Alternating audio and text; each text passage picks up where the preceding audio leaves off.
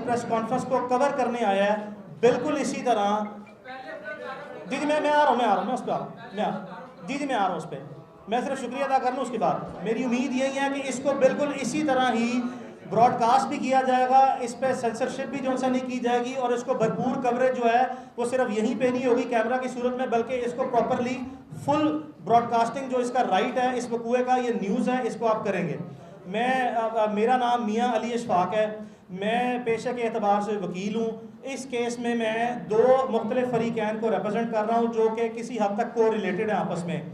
मैं सबसे पहले रिप्रेजेंट कर रहा हूँ उस्मा खान को, और जो इनके साथ बदकिस्मत वक़ूआ हुआ है उस मुकदमे में इनकी इंतज़ामी और अदालती लिहाज से मैं कानूनी मुआवनत उनसे करूँगा। और दूसरा मैं मज़ीद रिप्रेजेंट कर रहा हूँ बैरिस्टर हसन खान न्याजी को, कि कल रात इसी वक़ूए से मुतल्लिका आमना उस्मान मलिक, जो कि उस्मान मलिक साहब की बेगम है, उन्होंने एक अपना वीडियो क्लिप जारी किया है और उसमें उन्होंने बैरिस्टर हसन खान न्याजी पर जो सा है वो बेबुनियाद किस्म के और फजूल किस्म के इल्ज़ाम लगाए हैं। तो उसके लिए मैं बैरिस्टर हसन खान न्याजी की तरफ से भी FIA में एक लीगल प्रोसीडिंग मुकदमा दर्ज कराने की नीयत से under the prevention of cyber crime act 2016 मैं कार्रवाई जो सा करने जा रहा हूँ। तो मेरा स्टेटस जो है वो इस सारे आपके सामने दो मुख्तलिफ लोगों के वकील की होने की हैसियत से है। अब मैं आ जाता हूँ इसके मुख्तलिफ पहलुओं पर। आपके सामने ये सोशल मीडिया से जो सा वो चीज़ हाईलाइट हुई है कल, और कल एक मुकदमा रात को दर्ज हुआ है, फाइल जो सा वो दे दें। कल रात लाहौर में डिफेंस सी पुलिस स्टेशन में एक मुकदमा दर्ज हुआ है, जो कि पाकिस्तान में लाखों नहीं बल्कि करोड़ों लोगों ने अपनी आवाज़ बुलंद की है। और वो किस सूरत में की है, और वो किस सूरत में पब्लिक ने की है कि कुछ वीडियोस जो हैं वो लीक की गई हैं। आपको ये बताता चलूँ कि वीडियोस आपके सामने दो बहनें मौजूद हैं, उस्मा खान और हुमा। चूँकि विक्टिम ये हैं, ये तो मुमकिन नहीं है कि कोई इस वकूए की वीडियो ये बना ले, या उस घर में इनके साथ जिस घर में इनकी अपनी रहायशगाह पे इनके अलावा कोई मौजूद नहीं था सिवाय जो सा उस्मान मलिक के, तो ये तो मुमकिन नहीं है कि इनकी तरफ से इनके किसी मुलाजिम ने या इनके किसी जानने वाले ने कोई ऐसी वीडियो बनाई हो।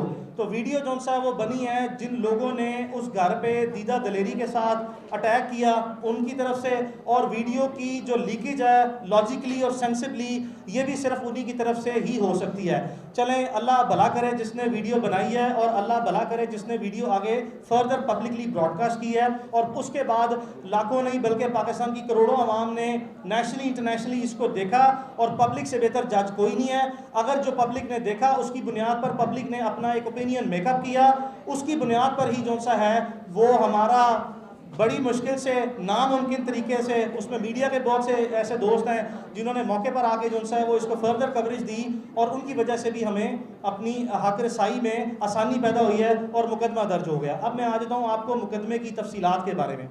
मुकदमा जो है रात को दर्ज हुआ है 443 पुलिस स्टेशन डिफेंस सी। मुकदमे में दफात जो लगाई गई हैं, जिन लोगों ने उस घर पे अटैक किया गया है वो तीन नामजद लोग हैं जो तीनों फीमेल्स हैं। उनके नाम भी आपको बताऊंगा और उनकी रिश्तेदारियां भी आपको बता देता हूं। लेकिन उससे पहले मैं आपको ज़रा जुर्म की नोयत जो इस वक्त मुकदमे में दायर की गई है वो बता देता हूँ। मुकदमे में सबसे पहले दफ़ा लगाई गई है 452 section 452 of the Pakistan penal code. वो डील करता है हाउस ट्रेसपासिंग के साथ, कि आप किसी भी दूसरे शख्स के घर में बगैर इजाज़त कोई भी जुर्म करने की नीयत से अगर दाखिल हो जाएं और ज़बरदस्ती दाखिल हों उसकी कंसेंट के बगैर, तो ये पाकिस्तान पीनल कोड की दफ़ा अट्रैक्ट करती है। इस पूरी वीडियो में जो हमारा एविडेंस है इस केस का, और चूँकि आज का दौर है मॉडर्न पुलिसिंग का और मॉडर्न इन्वेस्टिगेशन का, तो ये जो वीडियो है ये तो अब इसमें कोई गुंजाइश नहीं रही, जबकि रात को आमना उस्मान मलिक की स्टेटमेंट आ गई है कि जी हम वहाँ पे गई ज़रूर थी, हमारा मोटिव जो है वो डिफरेंट था। तो उन्होंने इस क्राइम सीन पे, जिसको हम क्राइम सीन कहते हैं, इस घर में अपनी मौजूदगी जो है वो तो कन्फेस कर ली है, एडमिट कर ली है कि वो ज़बरदस्ती बगैर इजाज़त के इस घर में वो दाखिल हुई हैं। लेकिन उनका साथ साथ कहना ये था कि उनके मुताबिक, ये उनका वर्शन है कि ये घर उनके खामंद का है। आपके पास मैं आपको घर का नंबर दे देता हूँ, आप सारे मीडिया से ताल्लुक़ रखते हैं, पब्लिक ऑफिस तक आपकी एक्सेस है, आप बराए मेहरबानी इंडिपेंडेंट वेरिफिकेशन कर लें कि जो शख्स उनका आमना मलिक का हस्बैंड बताया जा रहा है उसका नाम उस्मान मलिक है। आपने ये तस्दीक और तफ्तीश और तहकीक करनी है कि क्या ये घर ज़ाती मलकियत है उस्मान मलिक की। मेरा वर्शन इस पर यह है कि नहीं है। क्या इस घर के किराएदार का नाम उस्मान मलिक है? बिल्कुल ऐसा भी नहीं है, चूँकि मेरे पास एग्रीमेंट है जो कि मैं तफ्तीश में पुलिस को जो सा है वो सबमिट कर दूंगा। तो ये उनका क्लेम कि जी हम वहाँ पे गई और मेरे ये घर मेरे हस्बैंड का है, ये बिल्कुल बोगस क्लेम है। ये इस पे कोई ऐसी डॉक्यूमेंट्री एविडेंस प्रॉपर्टी की ऑनरशिप या उसकी रेंट एग्रीमेंट से मुतल्लिका उनके नाम पर ना है, तो ये तो उनके दावे की नफ़ी है। लेकिन मैं आपको फिर बताता चलूँ कि उन्होंने ये एडमिट करके कि ये मौके पर गई हैं लेकिन घर उनके हस्बैंड का था। मैंने एक मिनट के लिए ये भी तस्वुराती ख्याल कर लूँ, जबकि हकीकत में ऐसा नहीं है, कि अगर उनके हस्बैंड का भी घर हो तब भी वो उस घर में दाखिल होने की मजाज ना है ज़बरदस्ती। बिल्कुल भी मैं कानूनी पोजीशन बताता फिरूँ, ये मेरा वर्शन नहीं है लेकिन वर्शन मैं अपना लेके आ रहा हूँ। ये घर में उस्मा रह रही हैं कहीं बहुत लंबे अरसे से।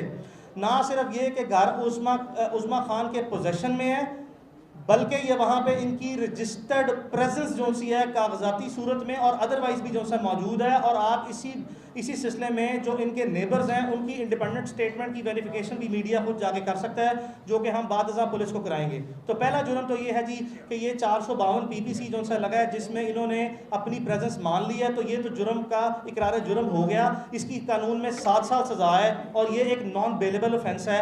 इस तरह के मुकदमात में जब इस तरह के इतनी सॉलिड, रिलायबल और वेरीफाइबल एविडेंस हो और इतनी वाज़ेह एविडेंस हो, तो आम हालात में, चूँकि ये एक ख़ास नौइयत का मुकदमा है, उस पहलू पे भी नज़र डालेंगे कि क्यों ख़ास है, लेकिन आम हालात में पुलिस 5 मिनट ज़ाया नहीं करती और जिन लोगों ने जुर्म किया हो उनको गिरफ्तार करती है।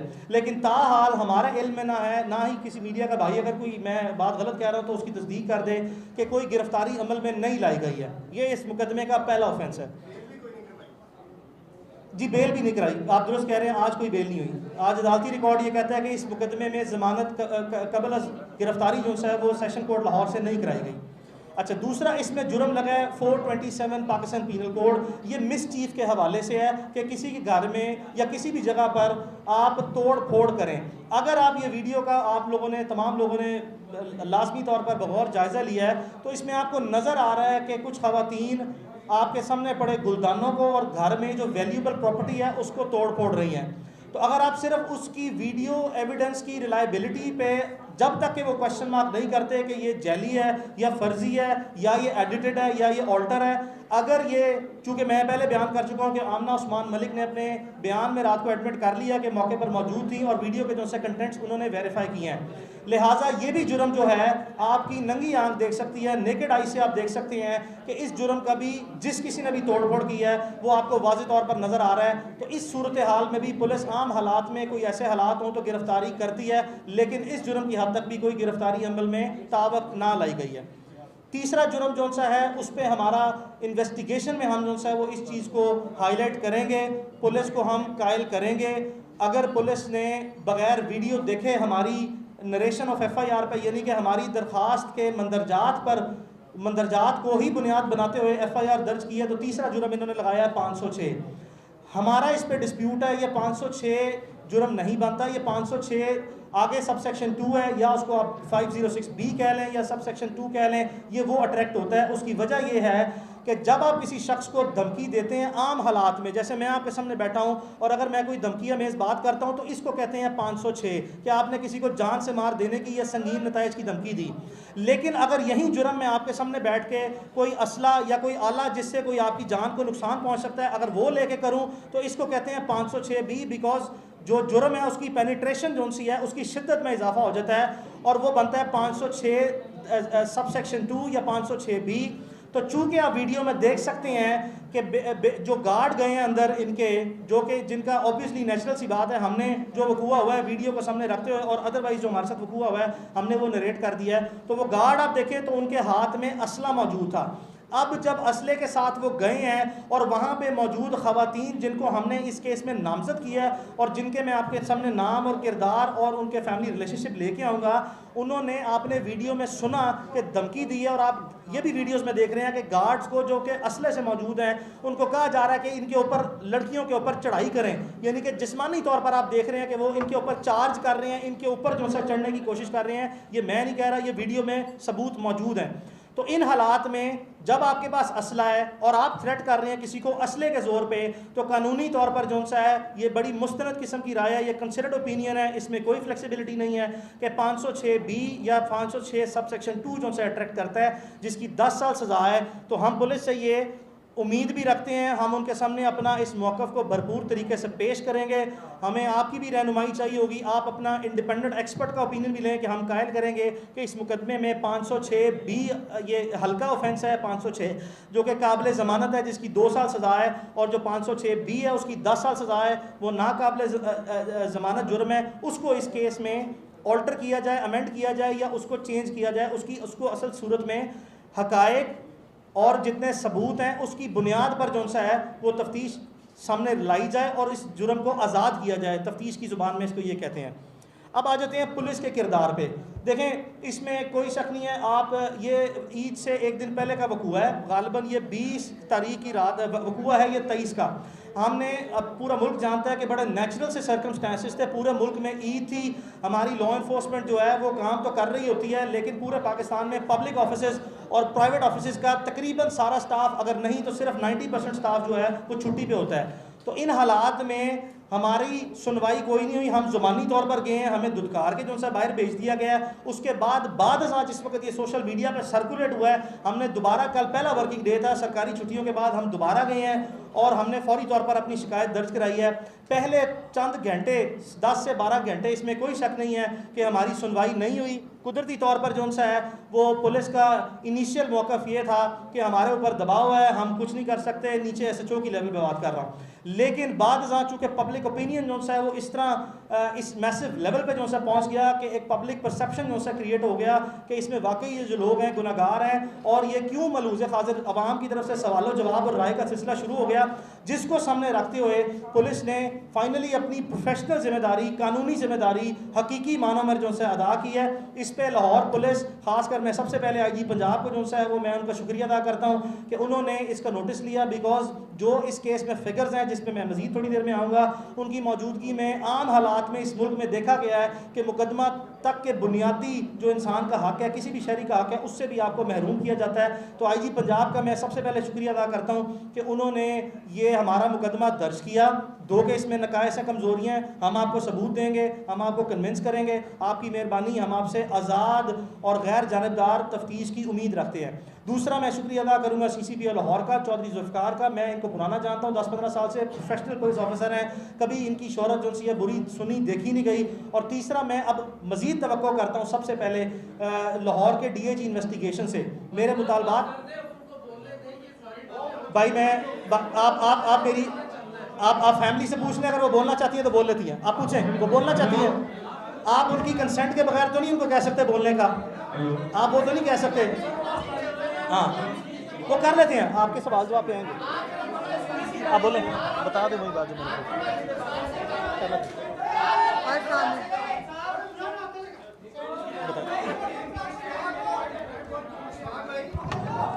फोटोग्राफी नहीं हो रही, बराए मेहरबानी उनको जगह दे दीजिए। जी पहले तो मैं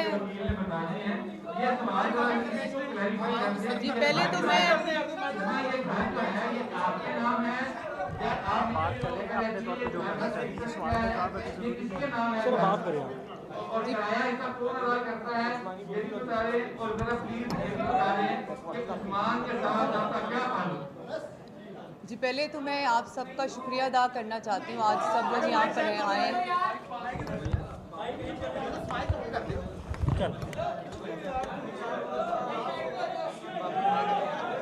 जी आप चुप करेंगे तो मैं कुछ बोल सकूँगी। आप बताएं, आप जी पहले तो मैं आप सब लोगों का शुक्रिया अदा करना चाहती हूँ। आप लोग सब यहाँ पर हैं और आपके जितने सवाल हैं उन सब के जवाब मेरे लॉयर देंगे और खतीजा देंगे। आपने जिस तरह के सवाल करने आप कर सकते हैं, सब सवालों के जवाब मेरे लॉयर और खतीजा देंगे। आप देखिए मेरी बात सुनिए, ये मुकदमा आपसे रिलेटेड है, आप जरा प्लीज मेहरबानी करें। तो मैं वाकया बता दें एक तो, दूसरा ये है कि ये बता दें जी मैं दे रहा हूँ जवाब। जी मैं दे रहा हूँ जवाब। जी मैं जवाब दे रहा हूँ। देखें मैं आपके ये घर जो सा है वो उसका एग्रीमेंट मेरे पास है, मैं आप सबको एक कॉपी दे जाऊंगा। ये उस्मा साहबा को दें मेहरबानी। दीदी वो मैं उस्मा साहबा सुने, मेरी आपसे गुजारिश है, उस्मा साहबा ने ही मुझे प्रोफेशनली एंगेज किया है सिर्फ इसीलिए कि मैं इसके तमाम कि मैं आप अच्छा इसके तमाम कानूनी पहलू मैंने डिस्कस करने हैं और उनका ही मैं मालूम। अच्छा मैं इसमें बाबर नसीम जो सा है जी वो घर के मालिक हैं, ना ही ये उस्मान के कोई रिश्तेदार हैं, ना ही उस्मान के कोई रिश्तेदार हैं। दाऊद जी मैं दूंगा जी, अदालत में भी आप लाजमी तवक्को करें कि मैं दूंगा। बिस्मिल्लाहिर्रहमान। यार एक बात सुन ले, हमें बात सुने, एक सेकेंड बात सुने। यहाँ किसी हमने आके कि मीडिया पे तोहमत नहीं लगाई, आप रिलैक्स करें। 1 मिनट आपको और चाहिए, उसके बाद प्रेस कॉन्फ्रेंस ख़त्म है। और ये बात आप इम्पोज नहीं कर सकते उस्मा पे बोलने की। ऑलरेडी हम पे मलिक रियाज का प्रेशर है, हम पे मलिक आप प्लीज़ 1 मिनट दे दें। ज़रूरी बात ये आपको ये शवाहिद, आपको ये डॉक्यूमेंट, देखिए उस्मा की जान को खतरात लाहक हैं। आप इस चीज़ की सेंसिटिविटी को अंडरस्टैंड करें। उस्मा खान की जान को खतरात लाहक हैं, इसीलिए प्रेस कॉन्फ्रेंस की है। प्रेस कॉन्फ्रेंस जो सा है मीडिया प्लेटफॉर्म जो सा है वो किसी भी शख्स के लिए जो कि विक्टिम है किसी चीज़ का, उसका राइट है। प्रेस कॉन्फ्रेंस इसलिए की है। अच्छा अब मेरी गुजारिश आपसे ये है, दाऊद आप सवाल कर रहे हैं जी। मैं मियाँ दाऊद आपको सवाल का जवाब दे रहा हूँ। मैं मियाँ दाऊद आपको सवाल, मियाँ दाऊद इस घर की मलकियत एक थर्ड पार्टी के नाम पे है जिसे हम नहीं जानते। ये उस्मा के करीबी दोस्त हैं बाबर, जिसके नाम पे इस घर का किराया नामा है, और वही हम तफ्तीश उनको में देंगे। तो जो ये उनका क्लेम है कि ये उनके खामन का घर है, ऐसी बात कई तौर पर भी नहीं है। अच्छा उस्मान मलिक के साथ 2 साल पुराना ताल्लुक है। ये जितनी बातें हम जो क्लेम यहाँ पे करेंगे, कोई ऐसा क्लेम नहीं होगा जिसका हम सबूत ना दे सकें। उस्मा का ताल्लुक 2 साल से है। उस्मान मलिक जो है वो उस्मा से शादी करना चाहता था। 5 महीने पहले उस्मा ने उस पर इनकार कर दिया, जिसके बाद अब वो जो पुराना रिलेशनशिप है उसकी बुनियाद पर ज़बरदस्ती जो सा राब्ता कायम करने की कोशिश करता है।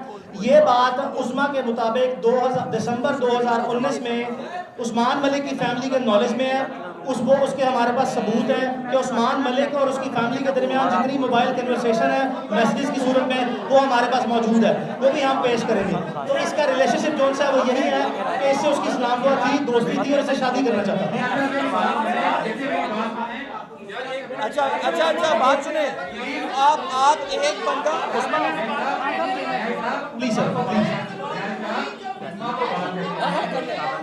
अच्छा बात सुने। आप लोगों के देखिए उस्मा मैं आपके सामने कहना चाहता हूँ, उस्मा मुकम्मल तौर पर आज़ाद हैं। वो जितनी बात करना चाहे करें, वो जिस सवाल का जवाब देना चाहे वो दें।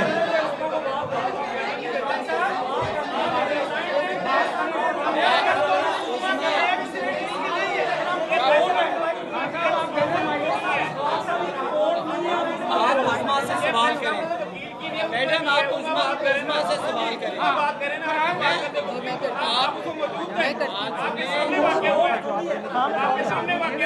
आपने से आप उस खवातीन को सवाल तो करने थे। आप उस सवाल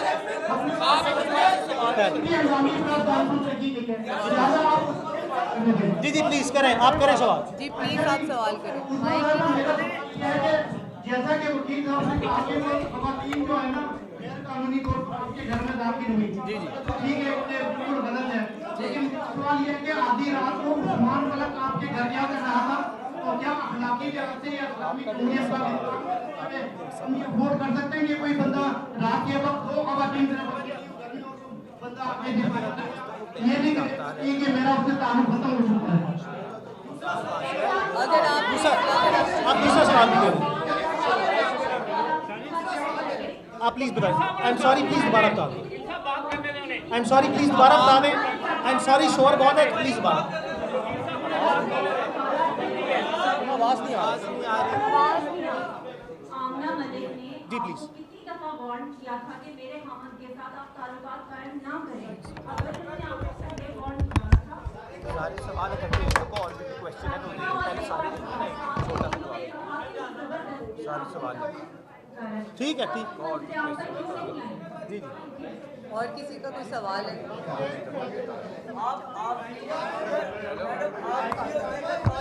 सवाल हो गया।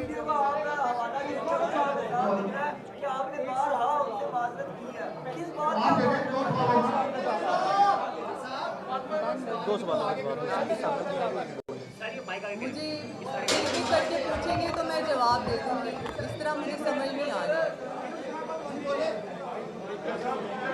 जी, पहली बात तो ये है, मैंने इस बात का जवाब दिया है आपको कि मेरा उस्मान के साथ मेरी दोस्ती थी, ठीक है, और वो मुझसे निकाह करना चाहता था।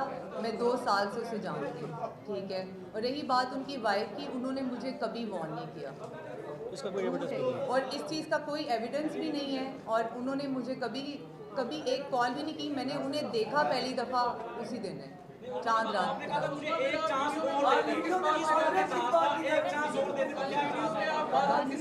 वो उन्होंने मेरे ऊपर गन रखी हुई थी, इसीलिए मैं उन्हें कह रही थी कि मुझे एक चांस और दे दें प्लीज़, आप मुझे माफ़ कर दें।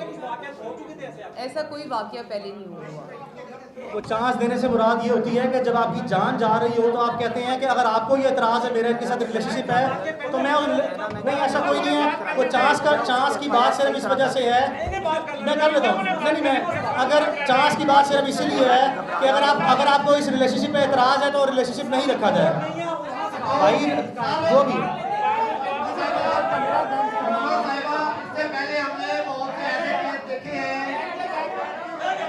बहुत से ऐसे केस देखे हैं, बीच में लोगों के साथ फिर लेन देन हो गया, मामला तय हो गए और बड़ी रकमें ली है। 4 जदोई का कराची में केस इसी तरह का था और उसमें उन्हें फिर भारी मुआवजा लिया लड़की वालों। बहुत अच्छा सवाल है। कहीं आप भी ऐसे ही ड्रामा तो नहीं कर रही, कोई पैसे कैसे लेने का प्रोग्राम तो नहीं लंबा चौड़ा? ऐसा कुछ होता तो मैं आज यहाँ ना होती। आपको क्या लगता है ऐसा कुछ होता तो मैं यहाँ आज आप लोगों के सामने ना बैठी होती? अगर मुझे बात ख़त्म करनी होती, लेन देन ही करना होता, तो मैं ये मुकदमा ही ना दर्ज करता। हेलो, अच्छा ये वीडियो वायरल हुई है, भाई बताएं भाई। ये झूठ है। चले, मैं भाई का सवाल है। कौन सी मिस 111 कह रही है? भाई आप ही कह रही है? मैं अच्छा,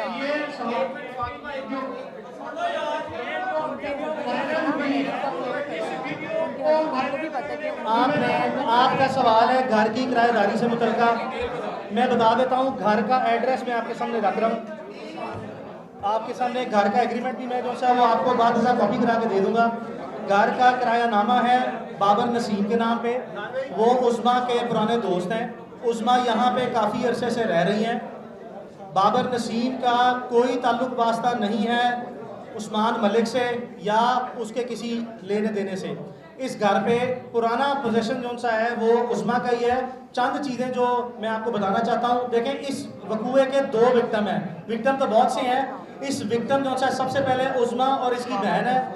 उस्मा की बहन भी जो सी है, इनका पाँव जख्मी हुआ है, आपने वो देखा होगा। दूसरा विक्टिम जो सा मलिक रियाज खुद हैं इसके। चूँकि मलिक रियाज जो सा मौके पर मौजूद नहीं थे, इसमें कोई शक नहीं है। हमारा मलिक रियाज पर कोई ज़ाती क्लेम ये नहीं है कि उन्होंने किया है। वो विक्टिम इसलिए हैं कि उनकी 2 बेटियां अंबर मलिक और पश्मीना मलिक, जो मलिक रियाज की 2 बेटियां जो मुकदमे में नामजद है, वो वहाँ पे मौजूद थी। तो हमारी तरह इस वकूए के मलिक रियाज ज़ाती तौर पर ख़ुद भी विक्टिम है। लेकिन हम मलिक रियाज के विक्टिम कुदरती तौर पर बन जाते हैं कि वो पाकिस्तान की एक इन्फ्लुएंशियल जो सा शख्सियत माने और जाने जाते हैं।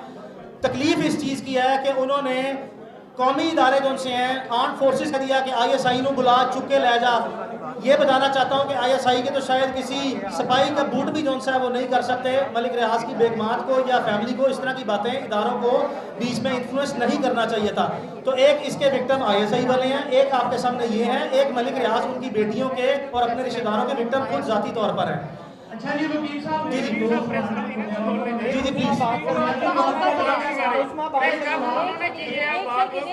एक उस्मा बात करना चाहती है, एक उस्मा बात करना चाहती है। के हवाले से है जी जी कि आपने बहुत सारी दफात करवाई है, घर में दाखिल हुए, घर में की और बहुत कुछ माइक लेने बाद में आप बात कर लें। जी जी अदालती निज़ाम के हवाले से है कि आपने दफात बहुत सी करवाई, तोड़ की, घर में दाखिल हुए और इस मुल्क ने यह भी देखा कि वकील जब PIC में दाखिल हुए हर चीज रिकॉर्ड में है और वो उसका फैसला भी सामने आ गया, उसमें जो कुछ हुआ है वो जी जी क्या इस केस का भी फैसला उसी तरह होगा?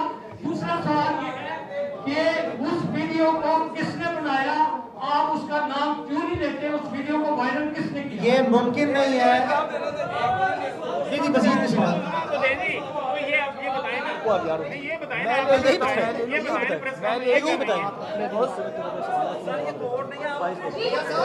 उस्मा एक बात करना चाह रही है।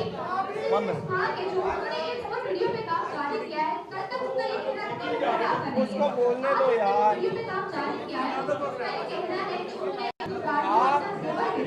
और वो सारी चीजें जो वो बेच के रही है वो उनके शोहर आपके नाम करते रहे हैं, आपको देते रहे हैं। इस वीडियो में उनके इस्तेमाल में किस हद तक कहाँ पे है सब कुछ, सब कहाँ पे है? उनको भी पता है कि ऐसी बात नहीं है। अगर कोई ऐसी बात है तो वो अपना मुकदमा अपने खामन के खिलाफ दर्ज कराएं, अपने खामन के खिलाफ मुकदमा दर्ज कराएं कि जो उनकी मलकियत थी उनकी इमारत में खयानत करते रहे।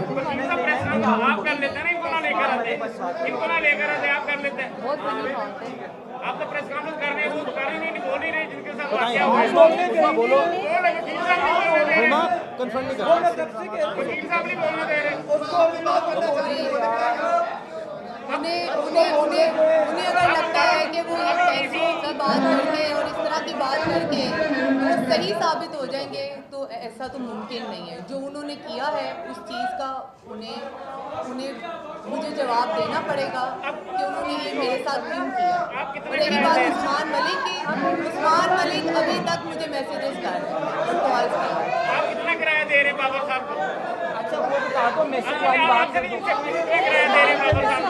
उनका सवाल बाबर साहब को कितना किराया दे? उनका और सवाल एक है बात कोर्ट में प्रूव करूंगी कि उस्मान की कॉल्स, डिटेल्स और मैसेजेस अभी भी मेरे पास हैं और मुझे वो कॉल्स कर रहे हैं। आप कितना किराया दे रहे बाबर साहब को? मैडम आप कितना किराया दे रहे बाबर साहब को? सवाल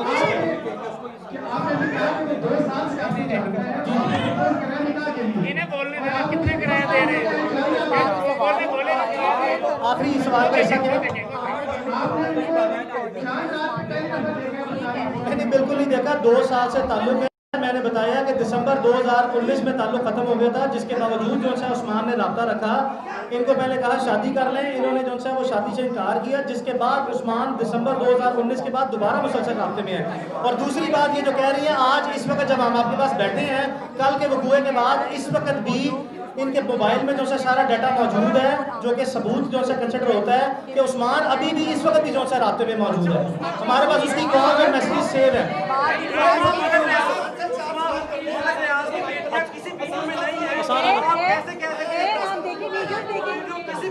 अच्छा, हम मुतालबात आप उसी सवाल आसान से मुतालबात आपके सामने रख देते हैं। मुतालबात हमारे जो से 3-4 हैं, हमारे 3-4 मुतालबात हैं। हमारा सबसे पहला मुतालबा ये है, हमें सबसे पहला हमारे मुतालबा सुन लें फिर उससे सवाल करें। हमारा सबसे पहला मुतालबा जो है वो ये है कि हमें सिक्योरिटी जो है मुहैया की जाए फिल फॉर। इसमें कोई शक नहीं है कि हमारी जान को लाजमन खतरा है। हमें जिस तरह कल रात से मुख्तलिफ तरीक़ों से टेलीफोनिकली नामालूम जो है लोग आते हैं, हरासा कर रहे हैं, कभी गाड़ी आगे लगाते हैं, कभी पीछे लगाते हैं, हमें फिलफौर जो है सिक्योरिटी दी जाए, ये पहला मुतालबा है। हमारा दूसरा मुतालबा ये है कि कम अज़ कम तफ्तीश जो है वो DIG इन्वेस्टिगेशन लाहौर की ज़ाती सरबराही में हो और उसके 2 न्यूट्रल मेंबर्स जो से हैं जो लाहौर डिस्ट्रिक्ट से ना हो, वो भी जो है वो लिए जाए। ये हमारा दूसरा मुतालबा है।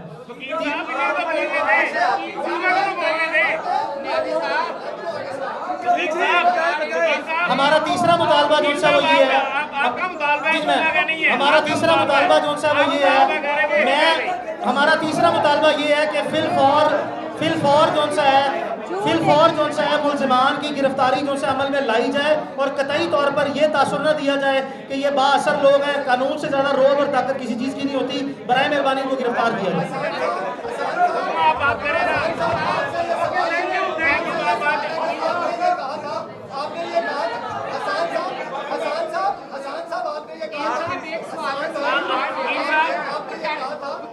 वकील साहब वाकया उनके साथ पेश आया है, बता आपने जैसे आप मौके पर मौजूद थे। ये केस नहीं मुझे पता था, ये तब की बात है। इन्होंने वकील साहब इन्हें तो बोलने थे, उनके बकौल उन्होंने शराब फेंकी थी और हमारे बकौल वो शराब नहीं थी। इन्वेस्टिगेशन में हम चाहते हैं कि हमारा ख्याल है उन्होंने चलाने की कोशिश की, लेकिन क्योंकि हमारे पास वाज़ेह सबूत नहीं, हमने सच और हक पे केस लड़ने में एक आपसे और FIR में भी शामिल नहीं है। आपको एक रिक्वेस्ट दे रहा हूँ, आप में से किसी ने कहा था कि उन्होंने आपको अप्रोच किया, उस्मा बेचारी बोल रही थी, आवाज नहीं, उसने एक बात की जो आपने सुनी नहीं। उस्मा के पास मैसेज है, उस्मा ने एक बात नहीं की, सब आप बोल रहे हैं। आप उस्मा ने प्रेस कॉन्फ्रेंस नहीं की, वकील साहब प्रेस कॉन्फ्रेंस कर रहे हैं, आप ही प्रेस कॉन्फ्रेंस कर लेते, आप ही प्रेस कॉन्फ्रेंस कर लेते, मेरा नाम लेकर कर लेते। आपको पता नहीं है ये प्रेस कॉन्फ्रेंस की बड़ी प्लानिंग है। भाई बोलो यार, उस्मा खान के खिलाफ जो FIR दर्ज की गई है, सुनने में आ रहा है कि FIR दर्ज की गई है उस्मा खान के खिलाफ, उसमें कोई सुना की दफा शामिल की गई है। हमारे इनमें कोई ऐसी FIR नहीं है। न्याजी साहब का बात है, न्याजी साहब वकील साहब जो घर है